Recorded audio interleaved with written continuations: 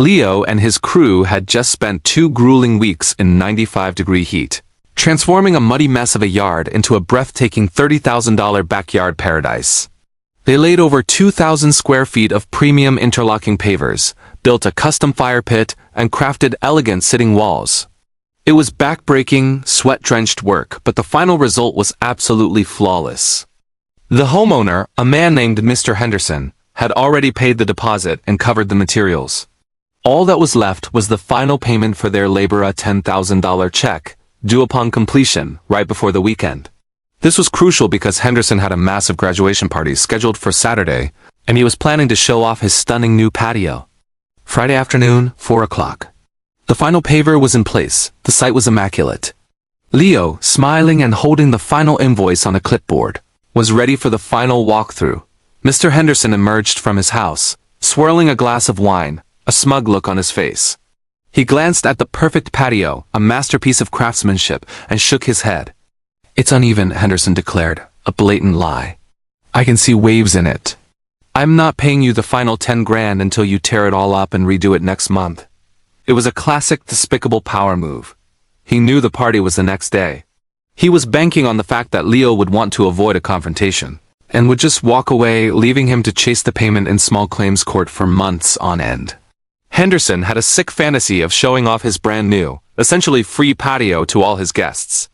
Leo, trying to stay professional, attempted to reason with him. He pulled out a 6-foot level and placed it on the pavers in several spots. Each time, the bubble was dead center, perfectly level. But Henderson didn't care about facts or fairness. "Get off my property," he sneered. "You'll get paid when I feel like paying you." Leo walked back to his truck, his heart sinking. He looked over at his crew. These were good men, and they looked utterly defeated, sitting on the curb, the energy drained from them. That $10,000 wasn't just profit. It was their payroll for the next 2 weeks. It was groceries, rent, and family expenses. As he sat in the driver's seat, simmering with a mix of anger and disbelief, Leo pulled up the contract on his phone. He scrolled through the clauses, his eyes scanning for any leverage. And then he found it. Clause 7B. The words practically jumped off the screen. All materials remain the property of the contractor until the invoice is paid in full. The contractor reserves the right to recover any unpaid materials. A light bulb went off. Hardscaping is unique. Unlike a poured concrete slab, interlocking pavers aren't permanently cemented down. They're held in place by immense pressure, specialized sand, and the simple force of gravity. They can be installed, and they can be uninstalled. Leo took a deep breath, got out of the truck, and walked back to Henderson one last time. He looked him straight in the eye. "This is your last chance," Leo said, his voice firm. "The check or the pavers?" Henderson just laughed in his face, turned around, and went back inside his house, slamming the door. Leo walked back to his crew. He didn't have to say much. He just gave the signal. A new kind of energy surged through the team. They grabbed their pry bars and paver pullers. It had taken them 2 long weeks to carefully build this masterpiece. It took them less than 4 hours to take it all apart. This wasn't vandalism. They were meticulous. They were simply, as the contract stated, recovering their inventory. They popped the first few expensive stones out, and from there it was a rhythmic process. They worked in unison, lifting the pavers and stacking them neatly on wooden pallets. Right in the middle of what was supposed to be the party's dance floor, pallet after pallet of $15,000 stone began to pile up. Soon enough, the sound of their work reached the house. A panicked Henderson came running out, his face a mask of fury and disbelief. He immediately got on his phone and called the police.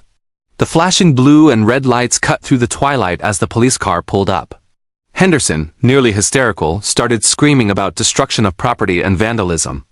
Leo, remaining completely calm, walked over to the officer and simply showed him 2 things: the unpaid invoice for $10,000 and a highlighted copy of Clause 7B from the signed contract.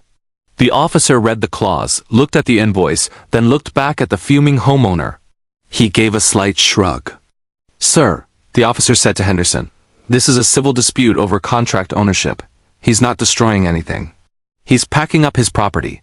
With that, the police got back in their car and left. By 9 o'clock that night, the beautiful backyard oasis was gone. It was once again a pit of dirt and gravel. Only now it was cluttered with massive, immovable pallets of stone that Henderson had no way of moving himself. Henderson's graduation party was certainly memorable, but for all the wrong reasons. His guests arrived on Saturday to a scene of chaos, a ruined yard and a homeowner humiliated, in front of everyone he was trying to impress. He tried to scam a contractor out of $10,000, and in the end, he was left with nothing but a bigger mess than when he started. Leo and his crew may have lost a day of labor, but they drove away with their materials, their money, and most importantly, their dignity intact. If you think Henderson got exactly what he deserved, smash that like button and be sure to subscribe for more stories. Thanks for watching.